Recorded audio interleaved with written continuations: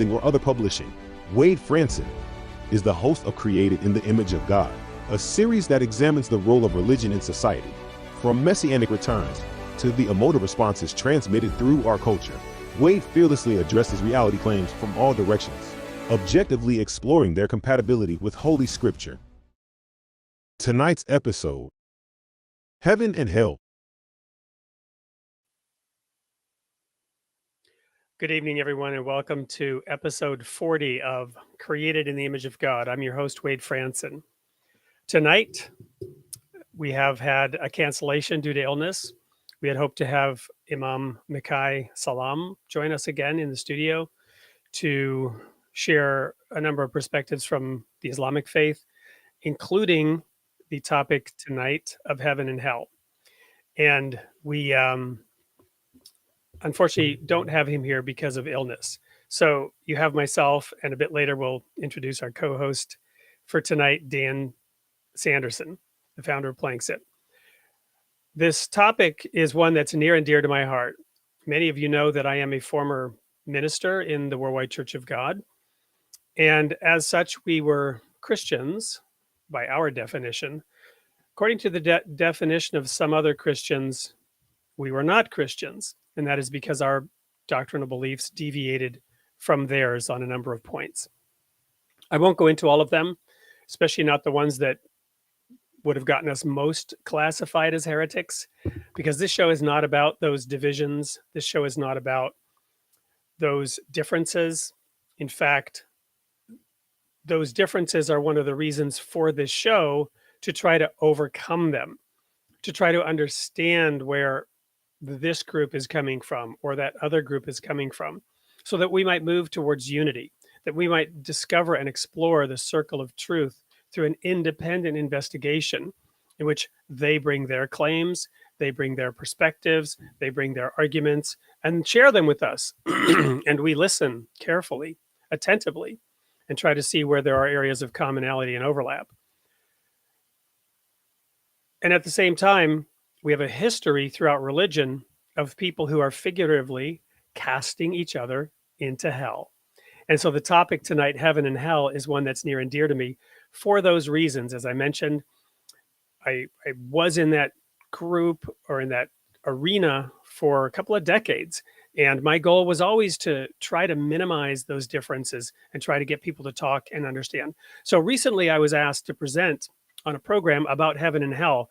And I did a lot of research. I put together about 30 pages of material that was the basis of that. And I thought, I should show it. I should share it with you on the show tonight. So with that, I'm going to go ahead and introduce the topic in the form of some slides. We're going to go through that material rather quickly so that we can invite a lot of comments from you. I do see some of you already in the audience. Please make yourself known. Go ahead and comment. Here's one that is a new friend I have whom I recently met, I think probably on that other presentation I made. So very grateful to have you with us here, and the rest of you, please do chime in, let us know your thoughts and comments along the way. We'll have a number of surprises in the show, as we always do, and looking very much forward to this journey with you. So heaven and hell, what do the different religions believe? That was the question of the presentation. We'll talk a little bit about Royal Falcon Press here in a moment, what that is. But for now, let's just get on with the material. Like I said, I'm going to go through it pretty quickly. This is a much bigger topic than most people can actually imagine. Imaginations run rampant, run wild on the topic of heaven and hell. But it's even bigger. It's even broader. It's even more interesting and fascinating than most people realize. I will go fast through a lot of information, so that at the end, I'll have put a lot out there from which to summarize and draw some conclusions, and still have time for a healthy question and answer period, again, with your comments and questions in the chat. This is being recorded and posted, so you'll have plenty of opportunity to go back through anything that I cover too fast. The audience here likely has representatives of different beliefs, and so I'm really looking forward to the question and answer part at the end. I do hope you'll stick around for that. The alleged source of beliefs about heaven and hell is the Bible. Most of the beliefs are frankly wild and crazy distortions of what was actually revealed according to the holy texts. And as those beliefs were spread and amplified through the ages, confusion, delusion, and havoc have been wreaked upon a humankind that assumes these beliefs are accurate representations and reflections of the actual revelation of God. The source and foundation of these beliefs is the Hebrew Bible, also known as the Tanakh. It's comprised of 3 parts. Students of the Bible know this: the law, the prophets, and the writings. The Torah is the most famous of those, the 5 books of Moses, comprising the essential law, the essential foundation of this civilization that was the nation of Israel in antiquity, and also a foundational element of Christian nations on down to our modern era. We have huge global powers today that lay the foundation stone of the Judeo-Christian ethic, and a lot of that comes from the Torah and the idea of law from the lawgiver Moses. Those 5 books are Genesis, Exodus, Leviticus, Numbers, and Deuteronomy. They also include the 10 Commandments, as I alluded to. They include the creation story and the history of the Israelites. And we're going to get into this a little bit in terms of how it impacted these beliefs about heaven and hell. In discussing the Hebrew Bible, the Apostle Paul says this in Romans chapter 3, and I will refer to these Christian scriptures, these texts from the Gospels and from the epistles of the apostles. That's a fun phrase, the epistles of the apostles. I will be referring to them because, again, we live largely in a Judeo-Christian world where Christianity has been the dominant religion and the source of a lot of thought on this. And so I want to emphasize here that in those same Christian writings, which are believed to be the word of God by Christian churches, which often have not followed these admonitions, Paul says this in Romans chapter 3: what advantage has the Jew, or what profit is there of circumcision, which was presumed to be the sign of Judaism at that time? It was actually the keeping of the Sabbath day, but circumcision being even more painful than keeping the Sabbath, that was perhaps the thing that people fixated on. He says, much in every way, chiefly because that unto those Jews were committed the oracles of God.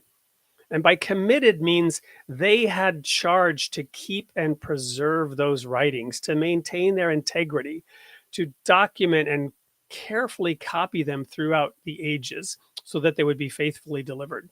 And then he says, and so what if some of them didn't believe? Does that make the faith of God without effect? And one of my favorite quotes, God forbid, let God be true, but every man a liar. So I do go back to those foundational texts, and Paul talks about how they would be safeguarded by the Jews. So the Hebrew Bible was meticulously and carefully copied by the Jews. They had elaborate systems of maintaining the integrity so that not a single letter could be left out. In the Jewish language had this series of notation where the vowels were designated by something called jots and tittles. If anybody knows the King James version where Jesus talked about not one jot or tittle shall pass from the law, he's talking about those little tiny notations where it's like nothing more than a punctuation mark that could affect the meaning of the word. And again, the Jews were meticulous in their careful maintenance of those holy writings.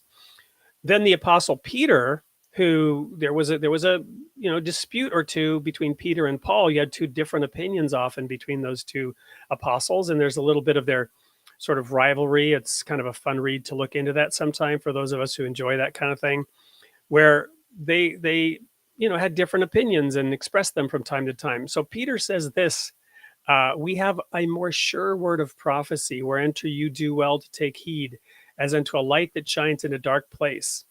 Know this, that no prophecy of the scripture is of any private inspiration, for prophecy came not in old time by the will of man, but holy men spoke as they were moved by the Holy Spirit, the Holy Ghost. But there were false prophets among you, as even others there will be false teachers today. And so Peter gives a similar admonition about maintaining the accuracy of the word of God. And so why am I emphasizing this?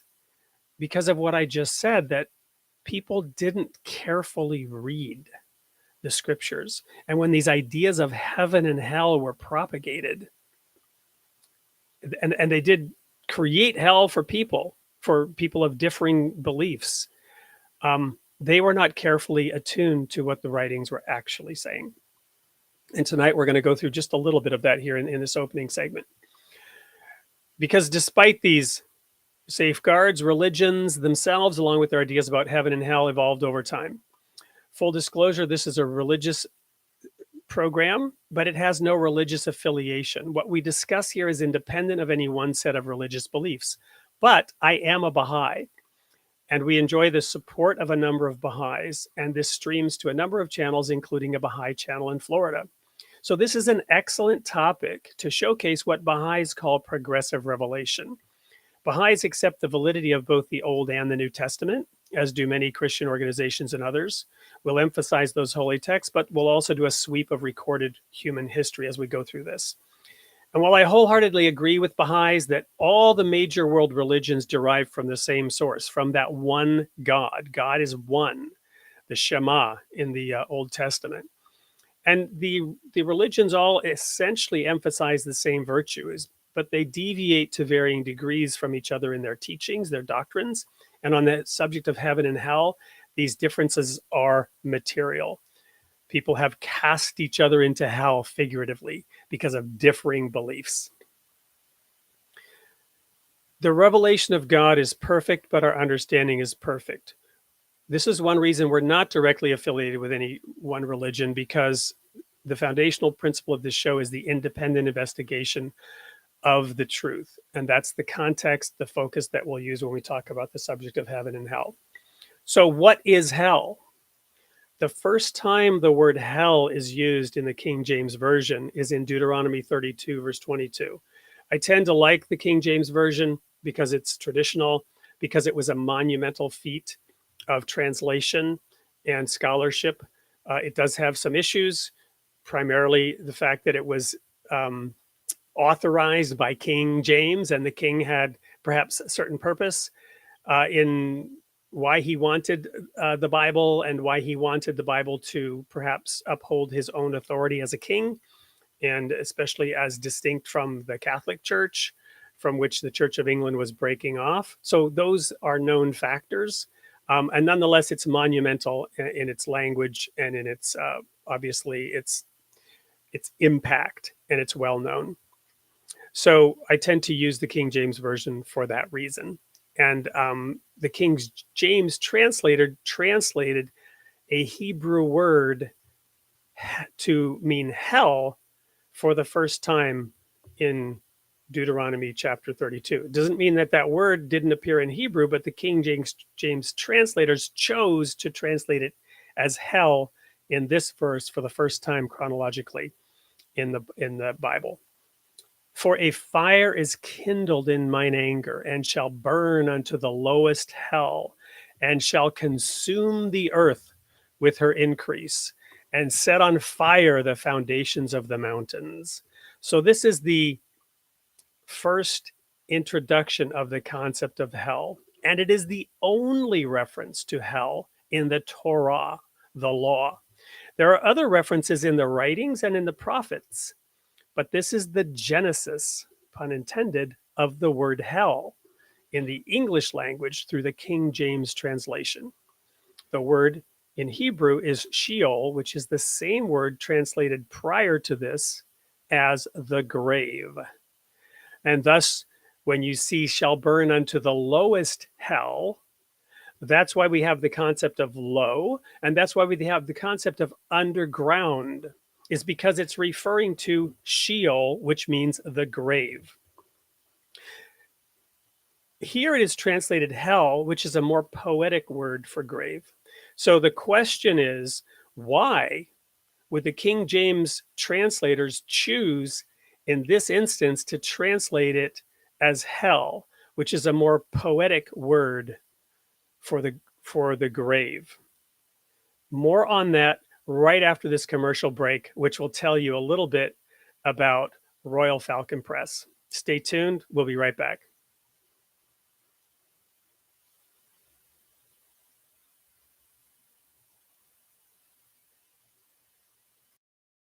In a world, former minister and founder. In a world increasingly disoriented and lacking spiritual values, many are turning to religion as a source of inspiration and comfort.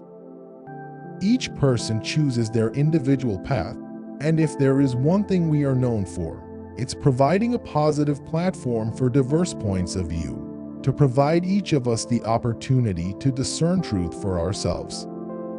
Something or Other Publishing is proud to announce the creation of Royal Falcon Press imprint to feature the unparalleled talent of multiple writers who will bring uplifting and thought-provoking contributions to the body of religious literature, offering current spiritual insights and practical solutions to the challenges we face. Let's grow together as one of the most substantial spiritual communities on the internet. Register and explore a new way to achieve universal wisdom and reinforce your faith with all the surprises Royal Falcon Press has in store for you. Scan the QR code or email us at royalfalcon@soupllc.com.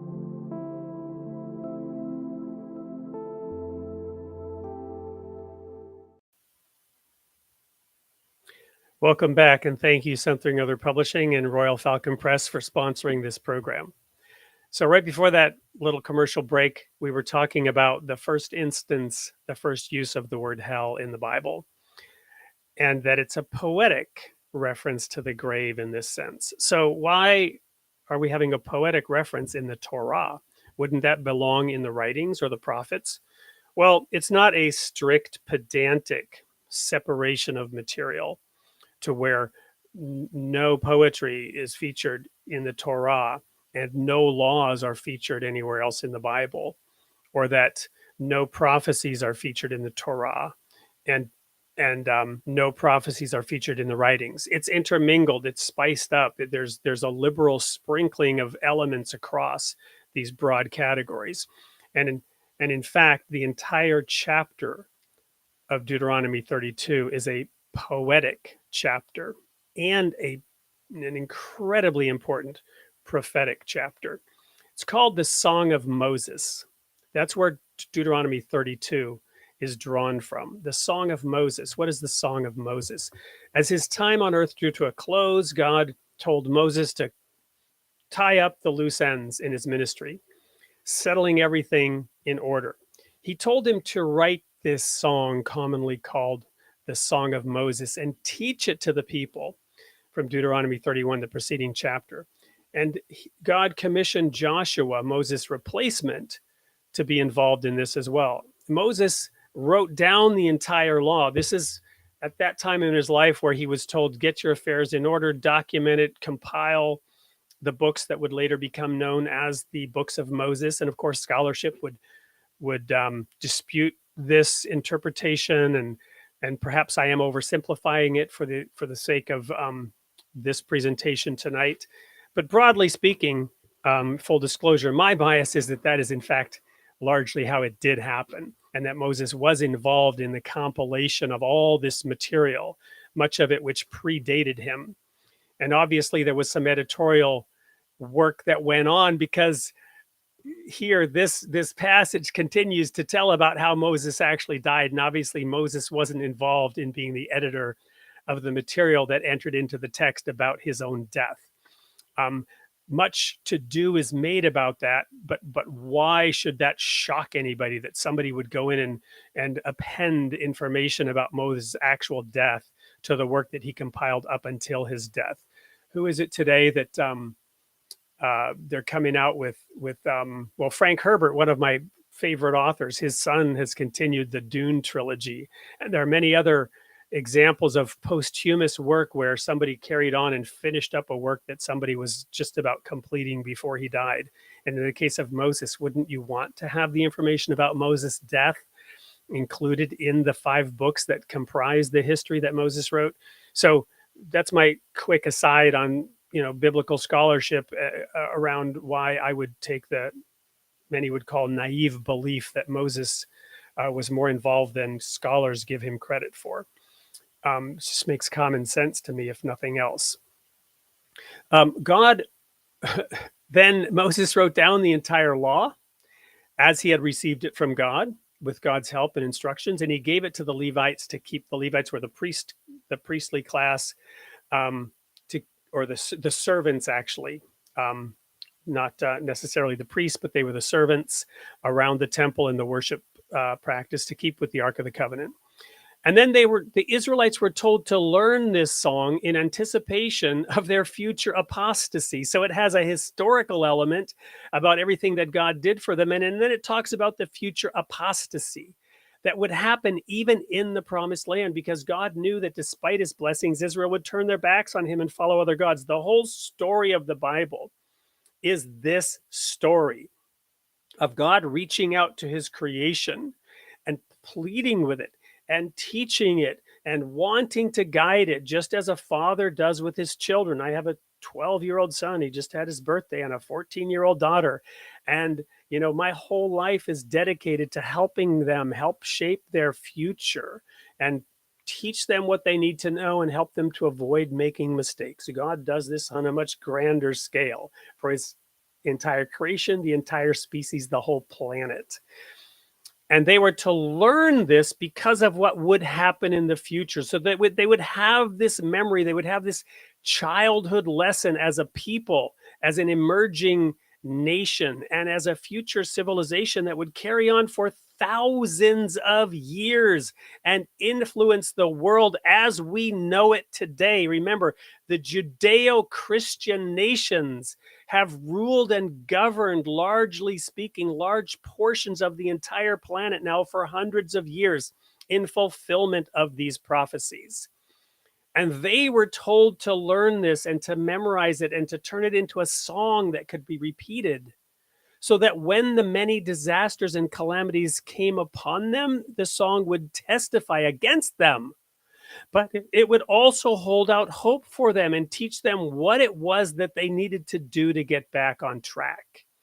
So it had this prophetic purpose of predicting the nations falling away, and a didactic purpose. It taught the faithfulness of God and the consequences of sin. So the song that Moses recited to the people takes up the better part of chapter 32. Joshua assisted with it, and Israel had to learn this song. And the same day that Israel learned the song of Moses, God directed Moses to climb Mount Nebo, where he would be laid to rest. So this is Moses' parting message, his last words, his dying bequest to the children of Israel. Celebration of God's faithfulness and a warning to the people about the consequences of disobedience. It starts with a call to heaven and earth, heaven and the grave, if you will, heaven and hell, to bear witness to the greatness of God, the righteousness of its ways, recounts the history, their deliverance, their rebellion and disobedience. The last words of the Song of Moses are a promise that God will make atonement for his land and his people. And Christians would believe and interpret this as the significant promise of his own son, Jesus Christ, the Son of God, who would come and die for Israel's sins and those of all of us. And that the redemption of God from those depths of hell would be possible because of God's love and his sacrifice of his son. So a poem that takes us all the way to the time of Jesus and beyond, as we'll see. The song concludes with a call to the nations to rejoice with Israel, as God will ultimately vindicate his people and judge their enemies. So why would the nations rejoice with Israel? And by the way, this particular summary I took from a website. I would ask the question, if I had taken a little more time to fully rewrite it, I would have said, wait a minute, call the nations to rejoice with Israel? Of course, rejoice in Jesus, right, in forgiveness. But if God's going to judge their enemies and you're an enemy, that may not be a cause for you to rejoice. But we'll get back there in a minute. In my humble opinion, the reason the Israelites were told to recite and memorize and turn this into an epic song, not son there, sorry, typo, is because this song is prophetic. Now, how prophetic is it? Recounts their recent history that they had experienced. And prophecy puts all this into context. Elsewhere in the Torah, in the book of Leviticus, we have the 7 times punishment. 7 times 7, and in the prophetic day for a year cycle, this is a period of 2,520 years. So the nation of Israel, it was prophesied, would suffer and be punished for 2,520 years. That was the depth, the extent, the breadth of their punishment. Should they turn away from God, they would be punished for 2,520 years. And of course, this is exacerbated by the fact that along the way during that punishment, they would reject the Messiah that was sent to them. So, and this is a prophecy that's like folding on itself. It's like 7 times 7, because you're going down a wrong path and you will be punished for it. And you won't listen to that punishment. And then when I throw you a lifeline, you'll reject it and you'll go deeper into that punishment. The ending of this 2,520 years, I won't map it out for you. I can do so, perhaps on another show, if there are enough people out there who want to dive that far down into this rat hole.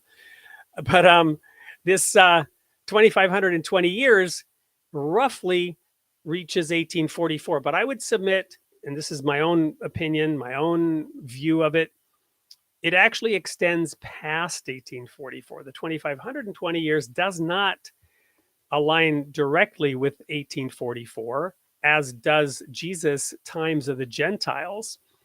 And we see that the edicts of toleration, which end the times of the Gentiles, in which Jerusalem is under the dominion of other nations, ends in around 1844. That's the times of the Gentiles. And the place of safety is opened up for Israel, but they don't take advantage of it in large numbers. Some do, but the overall punishment for Israel is not over yet in 1844, as we know from history. They were to memorize and teach this to their children so that their children would be aware.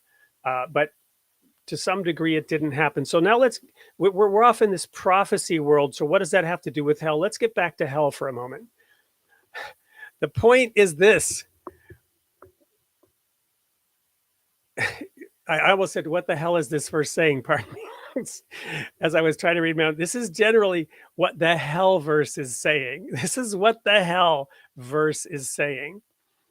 For a fire is kindled in mine anger, and shall burn unto the lowest hell, and shall consume the earth with her increase, with her produce, everything, scorched earth, and set on fire the foundations of the mountains. In the Old Testament, mountains are often used as symbols of strength, stability, and majesty, and governments themselves. The word mountains is used in the context of God's judgment on the entire nation, the entire government and all its people, a rebellious Israel. It is used to emphasize the greatness and severity of God's anger. It also hints that Israel's fate is a universal one. Its destruction will precipitate the destruction of other nations as well. We see this as having been fulfilled throughout the history of Israel, if you study it, culminating in the events around World War II. And yes, the Holocaust. Surely there has been no greater hell on earth than that which the Jewish people experienced during Adolf Hitler's tenure as the Chancellor of Germany from January 30th, 1933 to April 30th, 1945. And you know, if you've studied this, that there were mass Sheols, that there were ovens of fire and mass graves. And indeed, that anger burned into the lowest hell. That, in my opinion, is what this verse is talking about. It is emphatically not talking about an underground center of the earth place where God tortures souls with fire throughout all eternity. It has nothing to do with such a thing. It has specifically to do with these prophecies. And it's poetic in the Song of Moses to get this point across in a single verse and to warn the people to whom this was given and anyone else who has the privilege to read it, to understand the power and majesty of God and the power and majesty of his revealed word, which is far beyond any fancy view of some spiritual place where God is tormenting souls for some ungodly reason. This is simple cause and effect. Simple cause and effect. That God says, if you go down these paths, this will be the result. And I do not think for a minute that God is imposing these things and causing these things. The worst you could say is, as many have done, God, where are you? Why are you not intervening? Why are you not stopping it? But God did not cause Hitler to do what Hitler did. He just simply wrote history down in advance, which is the domain and the prerogative of a being that exists outside of time and space, and for whom time is irrelevant, and who sees the end from the beginning. Prophecy is simply history written in advance by a being who sits outside of time and space. We'll pick this up when we come back. It's time for another quick word from our sponsor.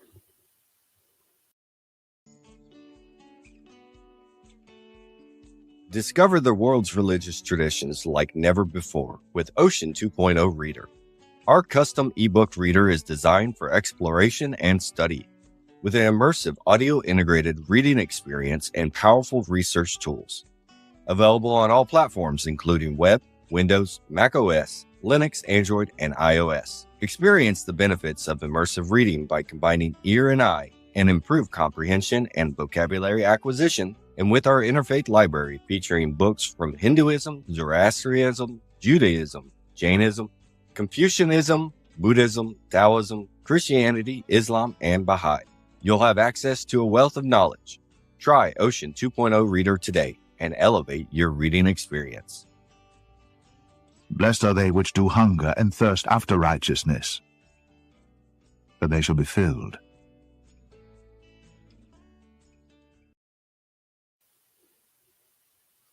So thank you to the creators of Ocean 2.0. For those of you who want to know a little bit more specifically about what the different religions teach, or who want an easy, simple way to go in and look up these themselves, or these verses yourself from all these different books, Ocean 2.0 is a great place to do it. Simply go to the App Store, any App Store, and download it, and off you go. So right before that break, we were wrapping up this section on prophecy and what that verse in Deuteronomy, is actually referring to, if it's not referring to Dante's Inferno. So now let's dive back in to this topic and address really the big question around heaven and hell. And that is the question of the soul. What is the soul? To discuss heaven and hell, we first have to talk about the soul, because you could say that heaven and hell revolve around questions about the soul. Like questions about heaven and hell, beliefs about the soul vary greatly between different religious groups. We've heard of general and thus oversimplified summaries of beliefs about the soul or heaven and hell among Jews, Christians, and others. Albert Einstein, one of the most famous scientists of the 20th century, reportedly said, "Make things as simple as possible, but no simpler." I love this quote. Make things as simple as possible, but no simpler. When you try to make things more simple than they should be, and you boil a complex issue down to a summary statement, it will generally be wrong whenever it's used to describe a specific situation. I'm perhaps most qualified to be able to address this complexity when it comes to Christianity and Christian beliefs about heaven and hell, because that's where I spent decades of my life, frankly, wrestling with this issue to a degree because of those ideas within Christianity and because I was a minister who believed differently about heaven and hell. The group that I belonged to, the Worldwide Church of God, did not teach an idea of heaven and hell that conformed with what other Christian churches taught at all.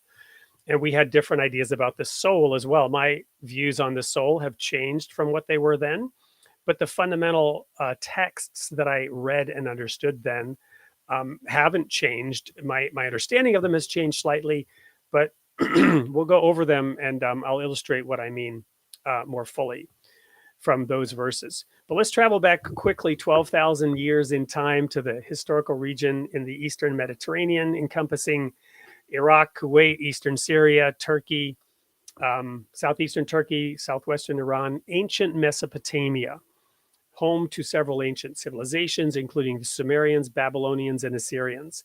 This is referred to as the cradle of civilization, one of the first regions in the world to develop complex societies and urban civilization and ideas about the soul. I bring this up because, according to the book of Genesis in the Bible, the Garden of Eden was located in the east, watered by 4 rivers, including the Tigris and the Euphrates. The Garden of Eden is clearly associated with this region of Mesopotamia. Some scholars have suggested these other 2 rivers that are mentioned might be mythical or symbolic. Either way, we can identify the region of Mesopotamia as the setting for the Garden of Eden, but we cannot pinpoint its exact location without those other 2 rivers, which, if they were real at some point, they no longer exist and can't be located. And maybe they are some other symbolism or spiritual interpretation that we don't have. But here is where the concept of the soul is first introduced in the creation story in the Bible. And there are other stories and myths from that region that bear a similarity to this version as recorded in the first book of Moses. So in the interest of not appearing completely ignorant, I want to emphasize that I am aware of what scholars will write about the place of this Genesis story in the context of history. And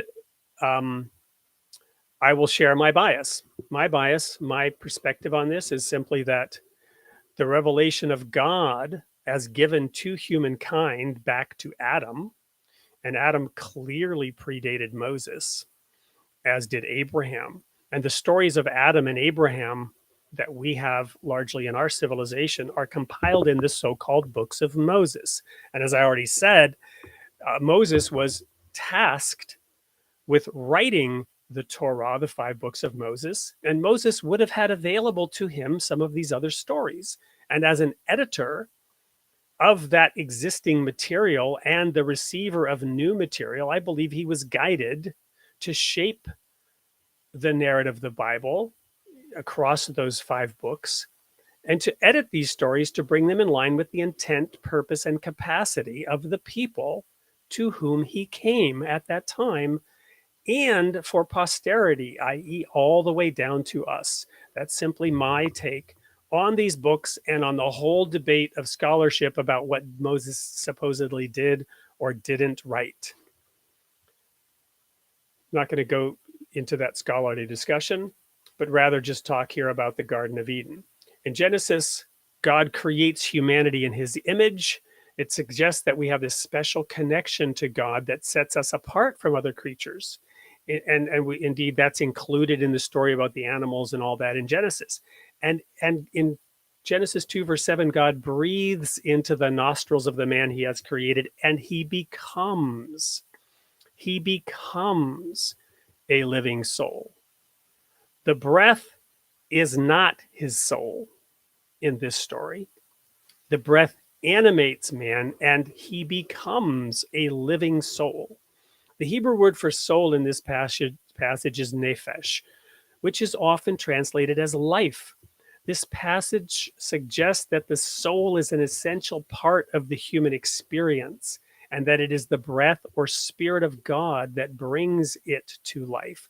But it doesn't distinguish between the body and the soul. The union of that breath and the dust of the ground of which we are composed becomes a soul. The idea of the soul is further developed in later books of the Old Testament, particularly in the book of Job. One theory about the story of Job is that it originated also in ancient Mesopotamia, based on several similarities between the story and Mesopotamian myths and literature, such as the suffering. There's this myth of the suffering person, which Job is aligned with. And the specific, here we have, an image of the tree of life and Adam being born, or that could be the tree of the knowledge of good and evil, or there we see the two trees. So we see actually the two trees in that image, which is part of the whole story of the Garden of Eden, that the soul, the first step in the development of the soul was to make this choice between the tree of life and the tree of the knowledge of good and evil. And you know the story. Eve was inspired by the serpent to desire the tree of the knowledge of good and evil, because that tree was the one that was going to help her become like God.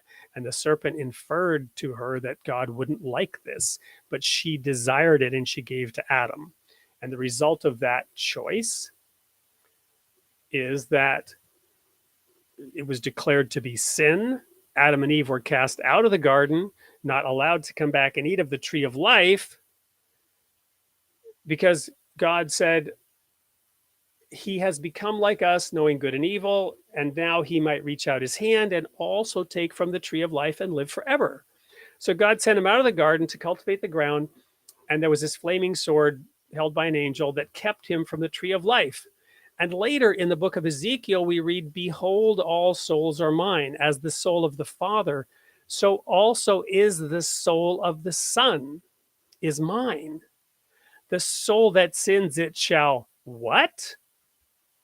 The soul that sins, it shall live forever in a burning hell. That is not, my friends, in the Old Testament anywhere. The soul that sins, it shall die. This is repeated in verse 20. The soul that sins, it shall die. The Son shall not bear the iniquity of the Father, neither shall the Father bear the iniquity of the Son. The righteousness of the righteous shall be upon him, and the wickedness of the wicked shall be upon him.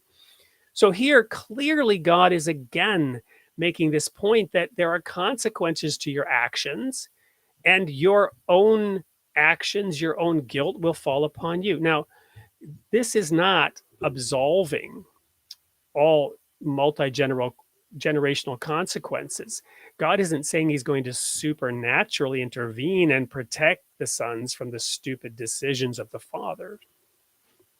But the penalty that God issued in the book of Genesis and with the two trees does not descend on the son. So here again, we have an indication that the doctrine of the original sin being passed on from father to son, emphatically, they're not getting it from Ezekiel. Let's put it that way. I'm not going into that doctrinal message, but again, when we carefully read the words of the Holy Scriptures, we find that religions have in fact taught things that contradict what's actually in the writings. And remember at the beginning, I said, as a Baha'i, this is a great opportunity for talking about progressive revelation. We see here an evolving narrative where God is revealing over time more things to his people. And this passage will also get updated as we go forward. And it will get updated significantly in the New Testament. So what have we learned so far? Well, Sheol in the Old Testament, Hades in Greek, is hell, and it means the grave. The tree of life is the other path. So here we have two images of hell on the left and heaven on the right. Heaven being symbolized of approaching the tree of life, of having access to that which gives life. But we have nowhere so far any evidence that we have a soul that goes to hell or that goes to heaven in any sense of that which the religions have perhaps taught us, or many of the religions have taught us. So I've been away from the chat for a while. I'm going to go back there, and I'm also going to bring our co-host Dan Sanderson back into the studio, but not before we take one more quick commercial break. And to do so, I'm going to mention that as our regular guests know, we always give away a book here on the show. Tonight, since our other guests didn't show up and we don't have anyone else, I'm going to shamelessly promote my own book. So you're going to see a video here, The People of the Sign. And I get to pick the favorite comment tonight. And the lucky winner, ? Will get a free copy of my book sent to them. I do have to emphasize, we cannot necessarily send books overseas. If some of you want to support the program and make that possible, we might eventually have the funds to be a little bit more generous. But right now, this book giveaway is only for those who are resident in the United States. Anyway, here's that ad. What do divorce, kidnapping, ancient prophecies, and the collapse of the Soviet Union have in common with the music of the Beatles? These are all elements of author Wade Fransson's traumatic autobiographical journey, recorded in his best-selling book, The People of the Sign. He effortlessly weaves these elements together, proving once and for all that truth really is far, far stranger than fiction. Order your copy now on Amazon or by emailing orders@soupllc.com.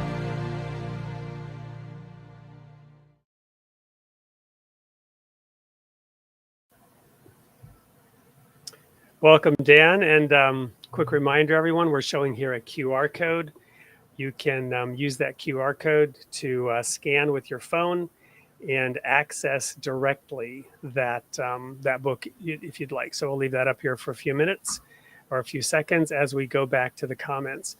But first of all, Dan, since you're here live in the studio, how are you doing tonight? And have you been able to listen in on what we've been presenting so far? I have, and I think I feel like a new language learner, where I'm picking up bits and pieces of it, but in a true like philosophical fashion. I want to be able to like almost meditate on it, like really stop and think about it. It comes pretty quick. So great. And I've taken us up through the Hebrew Torah and the writings, Job and Ezekiel, a little bit the prophets. We could go on in the Old Testament, but that's basically the summary of it. A lot of Jews don't believe in an afterlife. Some do, many don't, because of those writings. That may be news to some people, right? And these ideas of the soul and heaven and hell came in through Jesus. Give a little hint or sneak preview. We'll probably be able to continue this series and get into the New Testament. I'm not going to do that tonight and talk about all the divergent beliefs of Christians. But in the New Testament, you've got this similar situation in which Jesus, he was not the lawgiver that Moses was, right? Most people know Jesus gave 2 commandments, right? And a golden rule. Do unto others as you would have them do unto you. The 2 commandments are love God with all your heart, soul, and mind and body. And the second one is love your neighbor as yourself. So Jesus wasn't the great lawgiver. He condensed. I think he followed Einstein's rule. He didn't That's what I was going to say. Yeah. He made it as simple as it could be. 2 commandments, 2 great commandments. He didn't combine them into one. 2 great commandments, 1 golden rule for how we treat our fellow man. And then he spoke in parables. And parables have nothing to do with the Torah. They have everything to do with the Song of Moses, if you will, by analogy, and that verse about, summarizing the depths of hell. And in his parables, he uses imagery that then gets interpolated and extrapolated, which we can cover in a future show. But what's interesting in having you here, Dan, is your familiarity with the Greek world, with Plato and Aristotle. And you may not be prepared tonight, but I would invite you to throw in a few thoughts around their ideas of the soul, because much of those, Jesus was influenced. Well, I shouldn't say he was influenced, but Jesus, because I don't believe that Moses or Jesus in that sense were influenced by the world around them as to what the message gave, but they came with a message delivered to the capacity of the people. So because those ideas were extant and prevalent, and you might even say the awareness and then the understanding of these ideas was a spiritual gift at the time of Moses and at the time of Jesus. And we would say that a new breath and a new springtime was infused into humankind. And some of this enlightened ideas and these more elevated thoughts increased the capacity of the people at that time to receive the message that Jesus brought. So the message that he brought resonated with people who were already noodling around about the topic of the soul. You follow me? And then there was kind of like a synergy that was both beneficial and sometimes, maybe led down the wrong path of too much wild speculation around things that were not true or accurate. Anyway, don't you have anything to throw into the mix on that? I absolutely do. I mean, I think I'll make a point, and then at the right time, bring up that slide again of the Greek version of hell as being a grave. It is. I don't think it's an entirely a fair representation, and I'll probably explain why. But in terms of the soul, the soul from a Greek standpoint, I think the easiest way to teach people about what the soul is, that's a very apologetic, compatible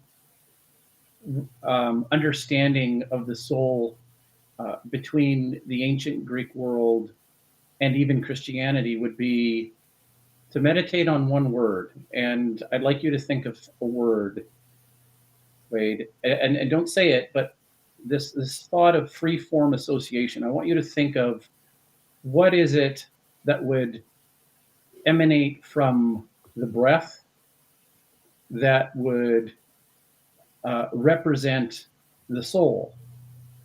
And I have a word in my mind. Let me know when you have a word in your mind. I very quickly had a word in my mind. Oh, usually you do. And it's off the cuff. Mm-hmm. And I'm not being facetious. The word is word. Yeah, I thought logos. That's exactly what I thought, right? Yeah. So for everybody out there, the word is logos, and that's the unique characterization of the language animal that in Wade's language was handed down to us by the monotheistic God. From Dan's speak, it's a little bit different, but for simplification purposes, I'm okay with that. Well, and interestingly, if you go to that reference that I made about the book of Job, he says that there is a spirit in man that grants him wisdom, right? So that logos could also be said to be reason, or the ability to comprehend the words, the ability to give voice to the words. The breath literally gives us the ability to give voice to the thoughts. Yeah, I like how in your presentation and how you were breaking it down, how you used the word animate. And I think this is the human ability to abstract and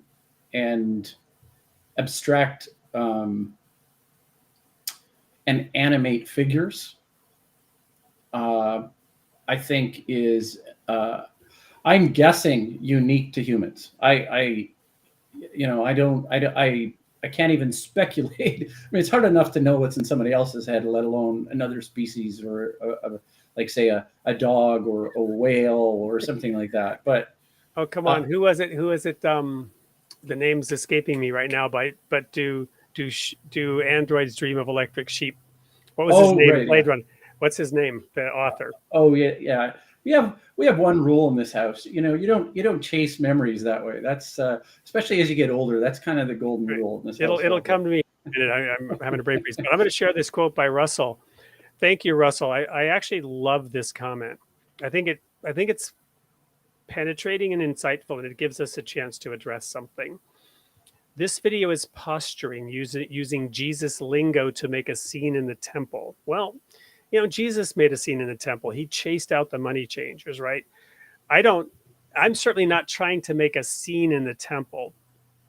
I'm actually trying to invite people to the temple, invite people from all perspectives, even people that don't want to be in the temple. You know, like dragging Dan into this discussion, kicking and screaming here. No. I love it. But what is he saying? Like, this is where I have to slow things down. So he's saying that our presentation here tonight, this video, this YouTube streaming video, is posturing. Is that what he's saying? I believe so. And then he says Christians. Well, and I've read a couple of other comments that Russell is making. And Russell, I appreciate your comments. Christians are politely avoided like the old lady with 400 pet cats. In other words, Christians are the crazy cat lady, because as some of the other comments are being made here, you know, Christians do this, Christians do that. But Russell, that is my whole point. If you've listened carefully, which perhaps you haven't listened carefully enough, that's my whole point, is that Christians don't read what Christ said. Christians don't read what Moses said. Christians have invented their own interpretation rather than carefully reading the words.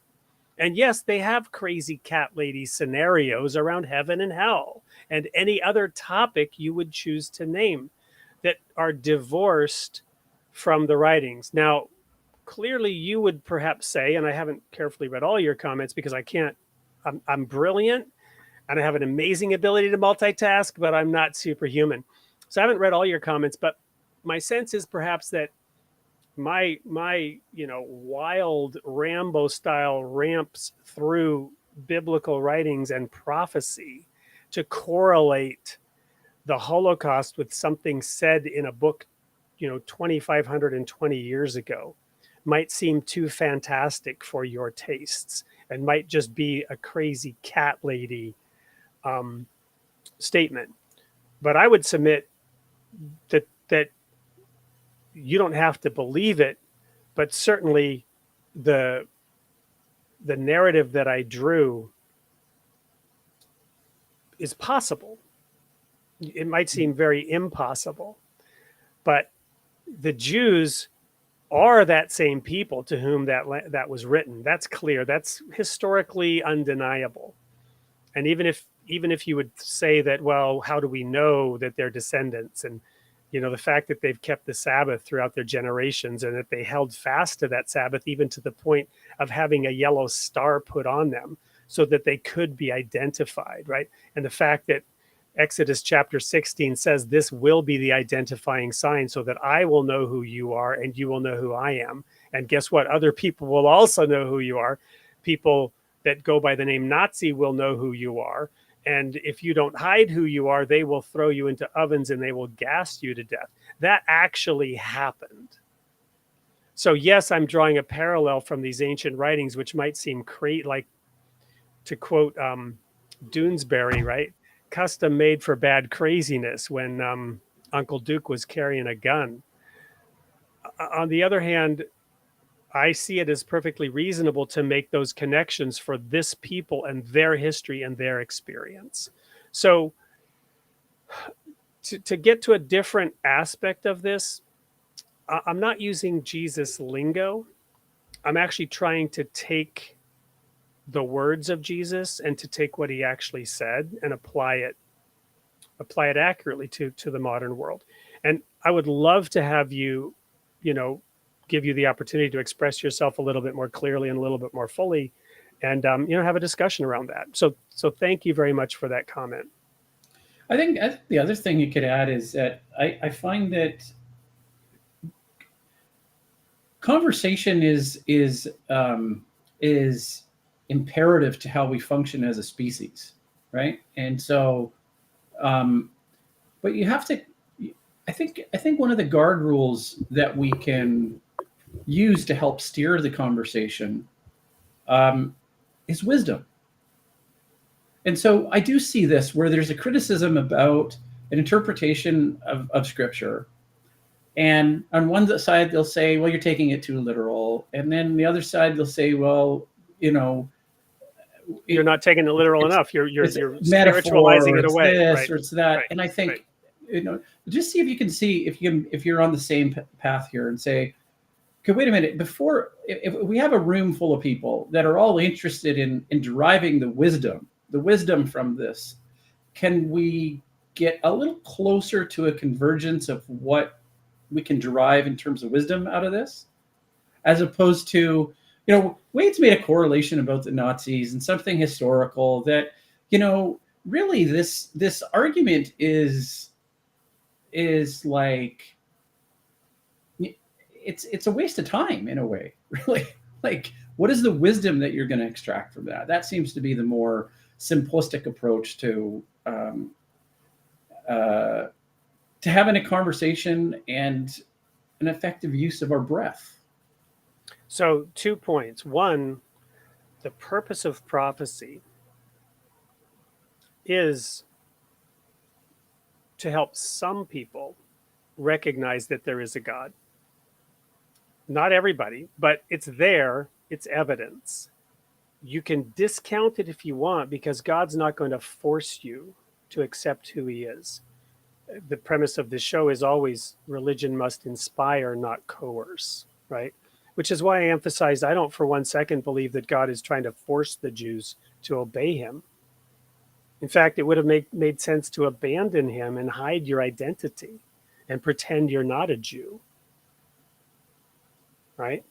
God wasn't forcing you to identify as a Jew.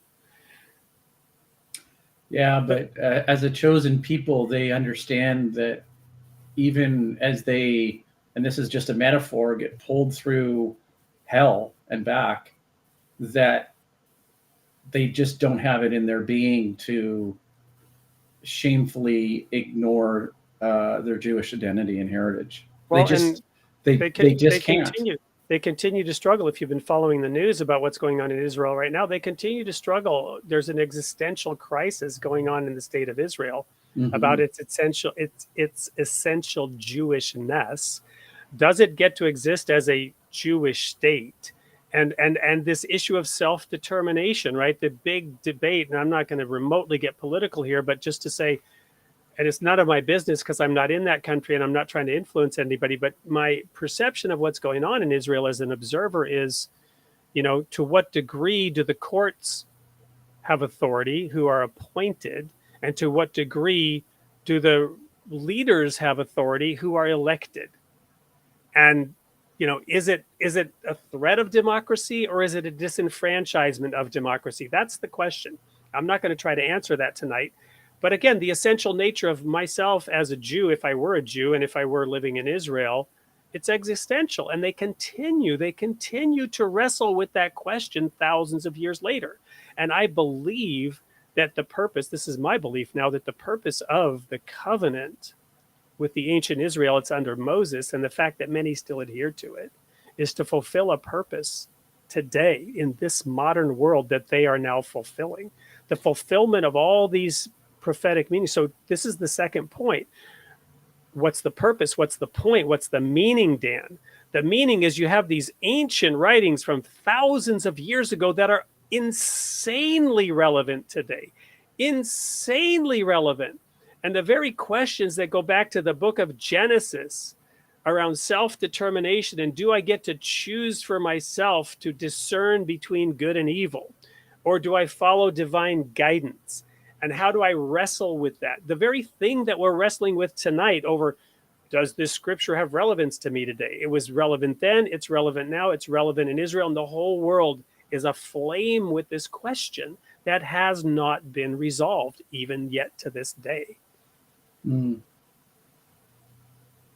Well, you struck a chord there to say, do I get to choose what is good and evil? And I think you could make a philosophical argument that you can't actually choose what is good and evil. I mean, goodness becomes apparent and manifests up through a culture, and is something that's intuitive. In a Kantian language, it's a priori, it's prior to any senses. You know what's right and wrong in your, some say your gut, you know that it's wrong to do that. And it doesn't mean that the person down the street decides that that is right. I mean, that's. Let me challenge you on that. I agree with you, but B, in order for that rubber to meet the road, you need other people, which is why Jesus said, don't claim, and now I'm going to use Jesus lingo. Sorry, Russell. Yeah, don't claim to love me if you don't love your neighbor.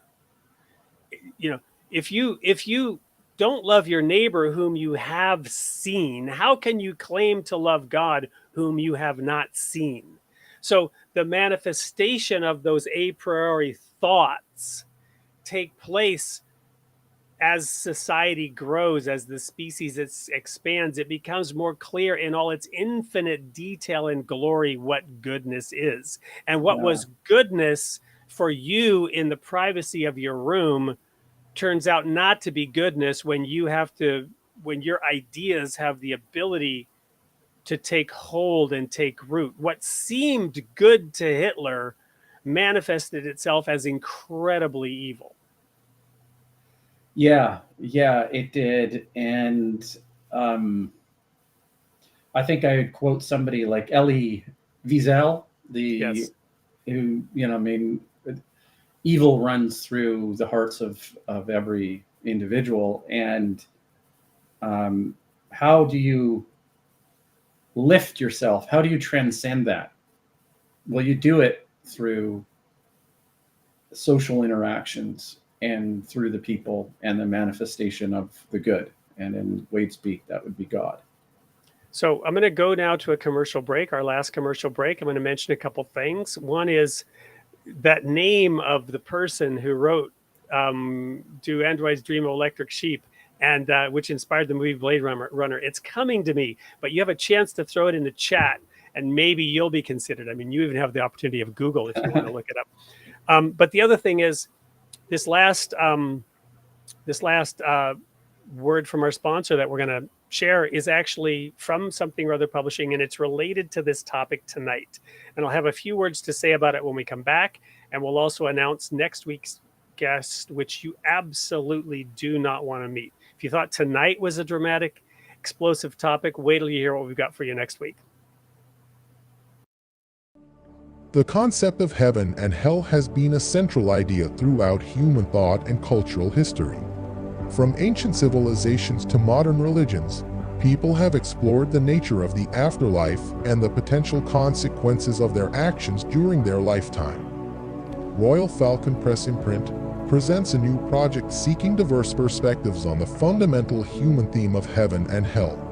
Our goal is to create an anthology that provides readers with a rich and nuanced exploration of heaven and hell throughout human history, inviting writers to draw from a wide range of sources and authors, including religious texts such as the Bible and the Quran, philosophical treatises like Plato's Republic, and modern works like Neil Gaiman's The Sandman series, or Michelle Baum's The 5 People You Meet in Heaven. We would love to have your input on the final cover for this thrilling new endeavor. Choose your favorite among these options and let us know your pick in the comments. Scan the QR code to read more about Heaven and Hell Across History and Religions by Wade Fransson, and register for the final cover choice.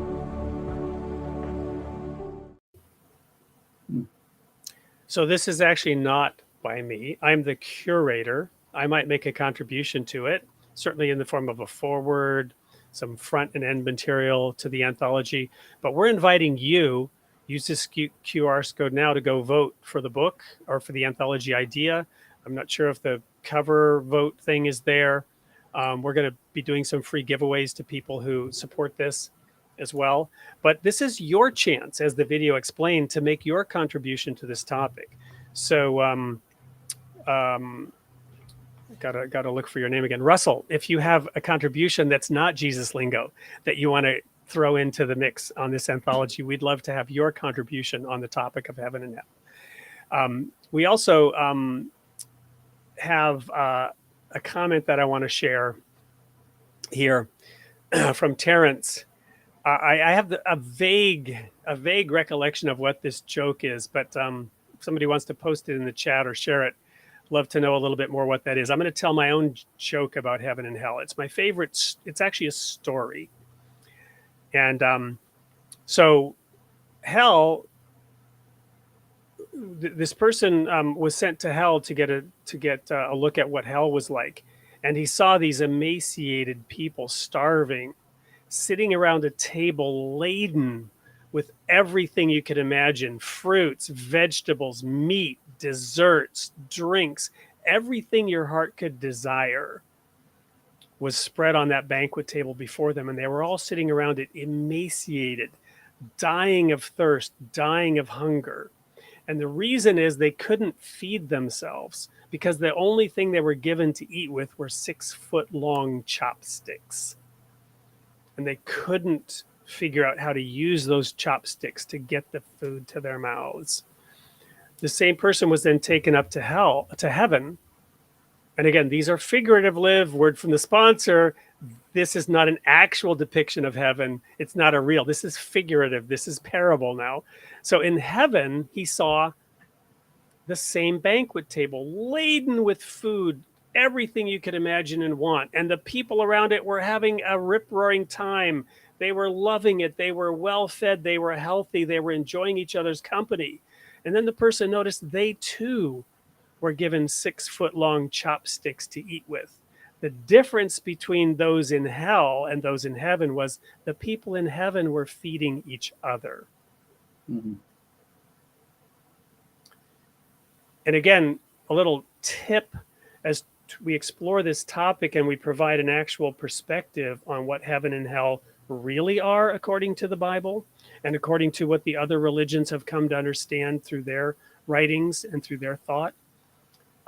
It's a little different than Dante's Inferno and the classic rolling around on a cloud in heaven all day. But do remember this anthology and do go vote for it. I will be very shortly picking the comment of the evening. But I'm going to throw that QR code out there again because I'm really excited about this anthology and what it could do. And our sponsor, Something or Other Publishing. So people can submit also a story too, right? In that series. Right now it's a vote, but what that means is you will be contacted and your vote will be our way to contact you so that you can then express an interest for creating a story. And Something or Other Publishing has a writing contest. So you can submit stories and they'll be judged. We have a voting system whereby you crowdsource readers for your idea. And when it gets published, then that helps with the promotion of the book and the sales of the book and actually helps everybody get a royalty. It's a really cool program, a really cool system. With an anthology, it's a little different. You vote for it the same way you would do for anything else. But that also can be your indication that I'm interested, I'd like to submit to it. And once we get enough votes, we open it up and then people submit their stories to it. And we announce a publication timeline. I'm going to vote for it. Thank you. So quick word then about next week. Some of you may remember that a few weeks ago we had a person, Jason Persoff. Jason Persoff is the snowflake guy. I found him because I saw these images of snowflakes that were just stunning. And I thought this guy must have some insight into the wonder of creation. And I found him on Facebook. His snowflake pictures were getting a lot of attention. He was on several shows with major media appearances about his work. And I invited him from Facebook and he came on the show, but then it turned out that in real life, his day job is not an artist or photographer, but he is a medical scientist working on virology and very active as a medical scientist in the in the field of research on the. I think, Wade, I think it'd be a good point for me to chat a little bit here because your audio has kind of done some sort of a funny thing. But yeah, Jason Persoff, I was fascinated with Jason when I met him. He is an extremely well put together thinker, very articulate, and someone that for me commands immediate intellectual respect. Did you feel the same way? Absolutely. We were very grateful to have found him and have him on the show. And we scratched the surface. And he's a comedian. He is actually, he yes. like plays the whole gamut, right? Yeah. Like a Renaissance man. Yeah. What's Jason Angelo? Anyway, so he has agreed to come back because we scratched the surface on the topic of the pandemic, and he shared with us that he felt the media had done a terrible, terrible job during the pandemic.